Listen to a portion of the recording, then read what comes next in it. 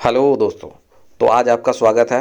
Class 9th के कुछ exam के कुछ महत्वपूर्ण प्रश्न जो बायोलॉजी के हैं वो आप ध्यान से पढ़ लीजिए। आपके क्वेश्चन एग्जाम में जरूर पूछे जाएंगे। तो सबसे पहला क्वेश्चन, सर्वप्रथम कोशिका की खोज किसने की? तो इनका खोज रॉबर्ट हुक के द्वारा किया गया था। कोशिका खोज कब हुई थी? या 1665 एडी में रॉबर्ट हुक ने किया था। जीव द्रव की सर्वप्रथम खोज किसने की? तो पुरुकोंज ने सबसे पहले जीव द्रव की खोज की थी। चौथा क्वेश्चन, मानव शरीर के सबसे बड़ी कोशिका किसे कहते हैं? तो यह हमारा तांत्रिक कोशिका है, जो मानव शरीर के सबसे बड़ी कोशिका कहलाती है। पांचवा नंबर क्वेश्चन, जीव शरीर की रचनात्मक एवं कार्यात्मक इकाई क्या है? तो यह हमारा कोशिका। कोशिका से हमारे पूरे शरीर का बनावट हुआ है। बिना कोशिका के हमारा शरीर का संरचना नहीं हो पाती। चलो हम लोग 6 नंबर क्वेश्चन की ओर बढ़ते हैं। सबसे छोटी एक कोशिका जीव कौन है? तो यह हमारा माइकोप्लाज्मा है। एक कोशिका से यह बना होता है। 7 नंबर क्वेश्चन, आत्महत्या की थैली किसे कहते हैं? लाइसोसोम को आत्महत्या की थैली कहते हैं। पादप कोशिका के सबसे बाहर आवरण को क्या कहते हैं? तो कोशिका भित्ति कहते हैं। बाहरी आवरण कोशिका, पादप कोशिका में हमारे 4 रहते हैं। एक केंद्रक रहता है, फिर कोशिका द्रव, कोशिका झिल्ली और कोशिका भित्ति।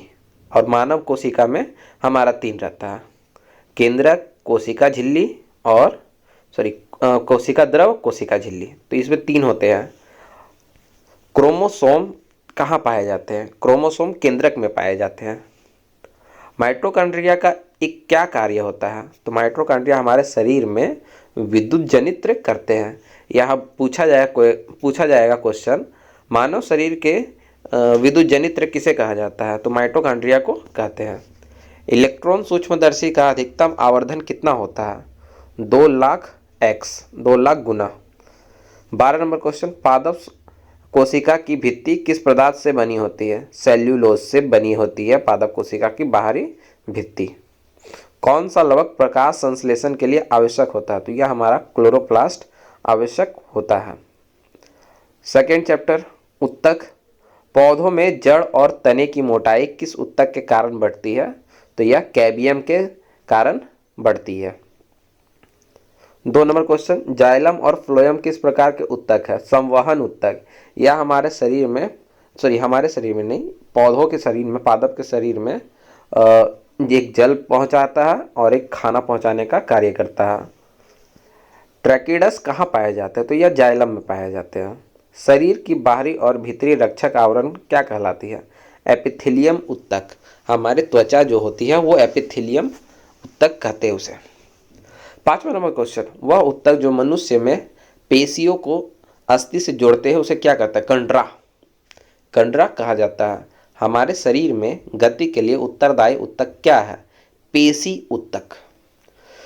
हमारे त्वचा किस उत्तक से बनी होती है? तो हमारा एपिथेलियम उत्तक से बनी होती है। कौन सा उत्तक जो पौधों में भोजन का संवहन करता है? तो फ्लोएम।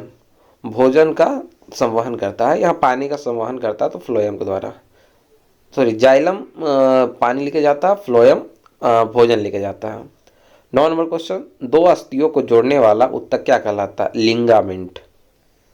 10 नंबर क्वेश्चन, 2 न्यूरॉन के डेंड्राइट के मिलन स्थल को क्या कहते हैं? अंतर्ग्रथन। तीसरा चैप्टर, हम बीमार क्यों होते हैं? उसके कुछ महत्वपूर्ण क्वेश्चन।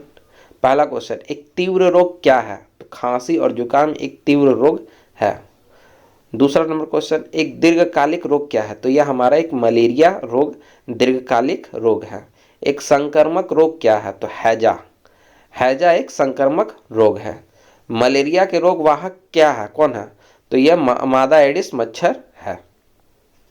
मलेरिया रोग के कारण क्या होता है? तो यह प्रोटोजोआ के कारण मलेरिया रोग होता है। 6ठा नंबर क्वेश्चन, किस पोषक तत्व की कमी से घेंगा रोग उत्पन्न होता है? तो यह आयोडीन की कमी से घेंगा रोग उत्पन्न होता है। बेरी बीमारी किसकी कमी से होता है? तो यह विटामिन B1 के कमी से होता है बेरी। मानव में बैक्टीरिया से संक्रमण का सबसे आम इलाज क्या है? तो एंटीबायोटिक तो आपका है जो मानव बैक्टीरिया को खत्म करता है। टीका या वैक्सीन का आविष्कार किसने किया था? तो एडवर्ड जेनर ने वैक्सीन का या टीका का आविष्कार किया था? किस जानवर के काटने से रेबीज वायरस फैलता है? तो यह कुत्ता के काटने से रेबीज वायरस फैलता है। डेंगू परिजीवी का वाहक कौन सा है? मादा एडिस मच्छर। सबसे पहले कौन सा प्रतिजैवी खोजा गया था या पेनिसिलिन खोजा गया था? रेबीज के टीके की खोज किसने की? तो लुईस पाश्चर ने रेबीज के टीके की खोज की थी। चौथा चैप्टर प्राकृतिक संपदा बायोलॉजी का। वे प्राकृतिक पदार्थ जिनका उपयोग मनुष्य अपने जीवन यापन एवं विकास के लिए करता है उसे क्या कहते हैं? तो ये प्राकृतिक संपदा कहते हैं। ओजोन गैस कहाँ पाई जाती है? ओजोन गैस हमारे समताप मंडल में पाई जाती है। हमारे वायुमंडल के 5 लेयर है। तो पहला क्षोभ मंडल, उसके बाद है समताप मंडल, फिर उसके बाद मध्य मंडल, फिर आयन मंडल, फिर बाह्य मंडल। तो यह समताप मंडल में ओजोन गैस पाई जाती है। ओजोन लेयर, ओजोन लेयर का सूत्र क्या है? तो O3। ऑक्सीजन का O2 होता है, उसी प्रकार ओजोन लेयर का O3 होता है। मृदा अपरदन का संबंध किससे है? अतिचरण से। किसी भी पशु चरण, अगर पशु को हम लोग ज़्यादा चरा देते हैं तो उस कारण मृदा के अपरदन का कारण बढ़ जाता है। चंद्रमा पर ताप का परास क्या है? तो 190 डिग्री, -190 डिग्री सेल्सियस से -110 डिग्री सेल्सियस।